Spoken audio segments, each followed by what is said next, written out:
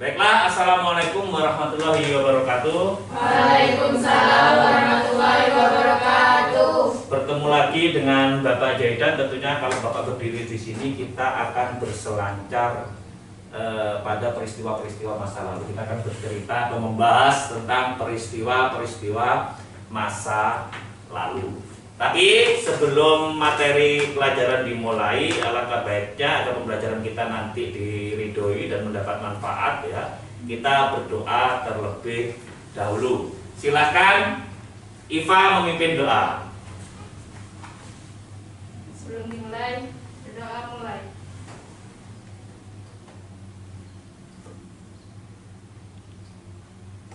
Doa selesai. Baik, terima kasih ya. Berdoa sudah dilaksanakan. Untuk selanjutnya saya akan mengabsen dulu ya.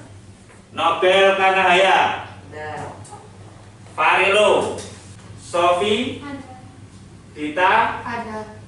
Vito. Vito belum datang ya. Kalau tidak masuk nanti ini ya. Oke. Sebelumnya ini sepertinya lemes-lemes ya. Jadi nanti ketika saya ngomong pelajaran sejarah, kalian jawab jas merah yes. Oke?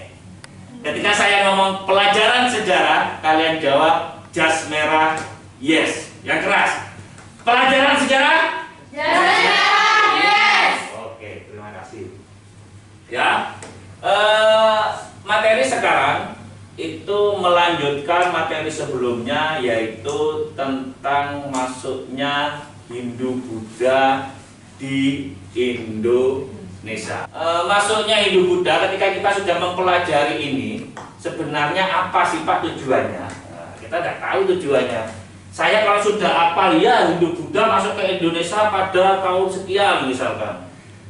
Sejarah diberikan kepada SMA kelas 10 ini bukan tanpa alasan ya. Yang pelajaran sejarah itu diberikan itu sebenarnya untuk membekali kalian agar cakap hidup di dalam masa akan. Sebenarnya itu.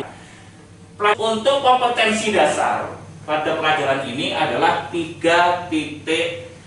Sebentar, Bapak lupa 3 titiknya ya. Yaitu 3.5.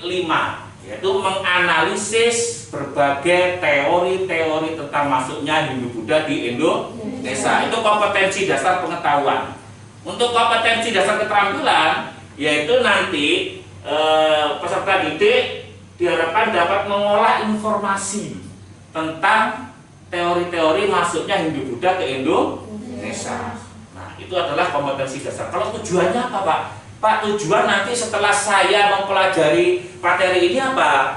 Yaitu tujuannya adalah, sebentar ya. Yaitu tujuannya adalah setelah menyimak penjelasan dari modul, ya, modul sudah saya bagikan, ya. Dan informasi yang diberikan guru, ya, nanti saya akan memberikan sedikit penguatan, ya, tentang proses masuknya budaya India, yaitu Hindu-Buddha.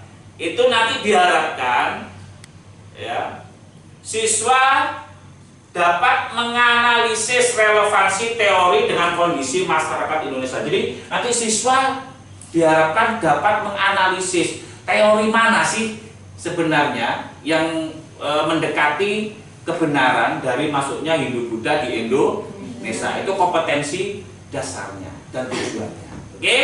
Oleh karena itu, nanti pembelajaran kita model katanya adalah saintifik, untuk modelnya adalah inquiry terbimbing, dan metodenya nanti kita pakai game yaitu talking stick. Ya. Nanti saya akan memutar lagu setelah kalian mempelajari modul ya, memutar lagu. Nanti di mana lagu itu berhenti, stick itu berhenti, maka nanti peserta didik akan diberi pertanyaan dari Bapak. Oke, untuk menyingkat waktu silakan kalian berbagi kelompok, dibagi menjadi 2 kelompok. Langsung saja yang sebelah sini gabung ya, membahas itu ya, nanti kalian menyimpulkan itu, yang sebelah sini gabung. Silakan. Ayo, Nobel gabung. Diputar aja kursinya. Jadi nanti akan ada penilaian sikap. Penilaian sikap saya nilai dari observasi ketika kalian kerja kelompok. Nah, jadi nanti kalau ada yang tidak ikut kerja kelompok, jadi nanti nilai sikapnya nanti bisa kesimpulan. Jadi ini karena kerja kelompok, berarti kerja tim semuanya adalah bekerja.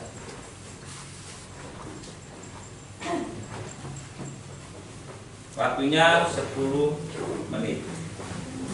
Nanti disimpulkan yang pelajari, disimpulkan nanti akan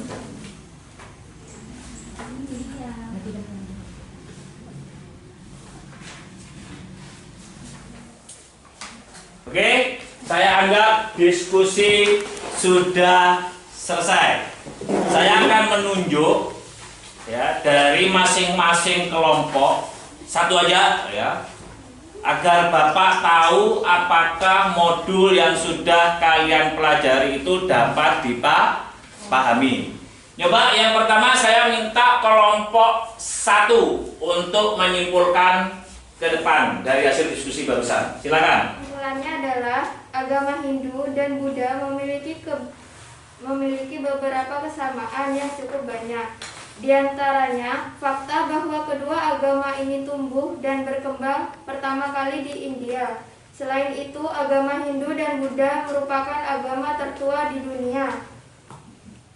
Dalam sejarah perkembangan agama Hindu dan Buddha di Indonesia ada beberapa teori yang menyebutkannya. Jadi melihat kesimpulan dari kelompok 1, berarti Bapak anggap kalian sudah memahami modul yang sudah Bapak bagi.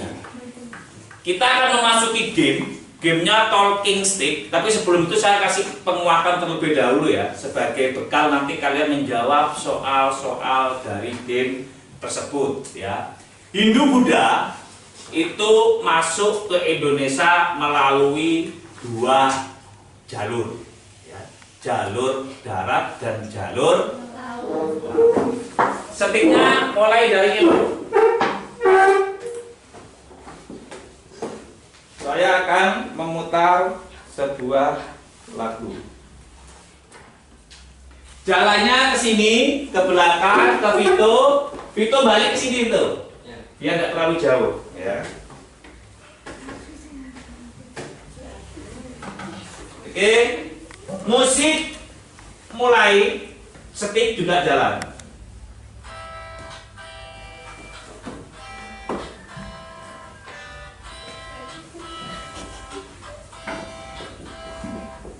Dan lagi.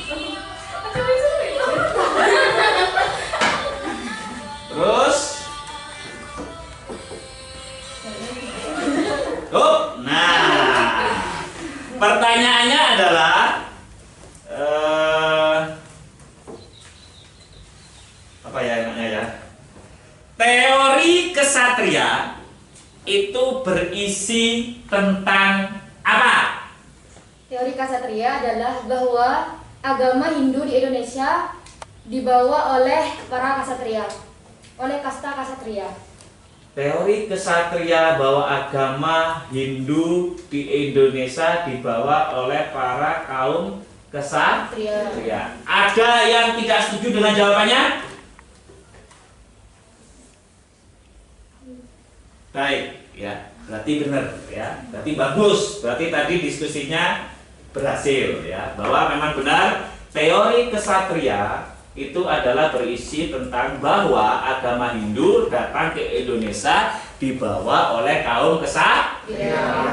Saya ingin tahu, ya, dari pembelajaran awal tadi sampai akhir ini ada satu orang yang menyimpulkan, ya, Pak, saya ingin menyimpulkan pembelajaran ini. Jadi ini adalah sebagai indikator bahwa oh ternyata pembelajaran yang Bapak berikan ini bisa masuk kepada kalian. Silakan gitu. Iya.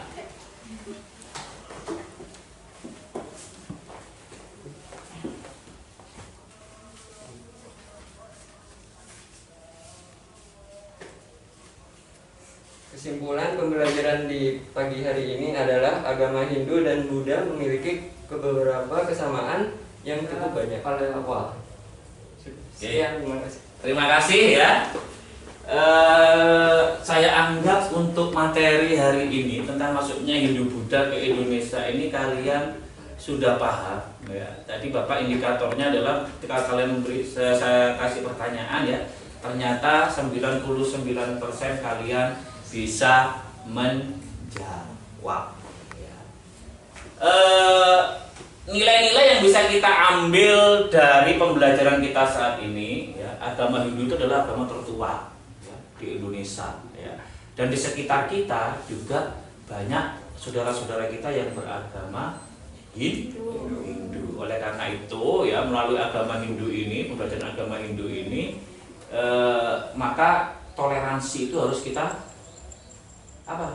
tegakkan, ya. Karena di Indonesia ini tidak hanya satu agama, melainkan berapa? 6, ya. Sekarang yang diakui 6 ditambah satu Konghucu, ya. Banyaknya agama di Indonesia dan bahkan suku di Indonesia ini juga banyak, maka kita wajib sebagai warga bernegara itu memelihara yang namanya toleransi. Mungkin seperti itu, ya, pembelajaran hari ini. Untuk pertemuan selanjutnya kita akan membahas tentang kerajaan-kerajaan Hindu yang ada di Indonesia, ya. Kurang lebihnya Bapak mohon maaf. Wabillahi taufiq wal hidayah. Fastabiqul khairat. Wassalamualaikum warahmatullahi wabarakatuh. Waalaikumsalam warahmatullahi wabarakatuh.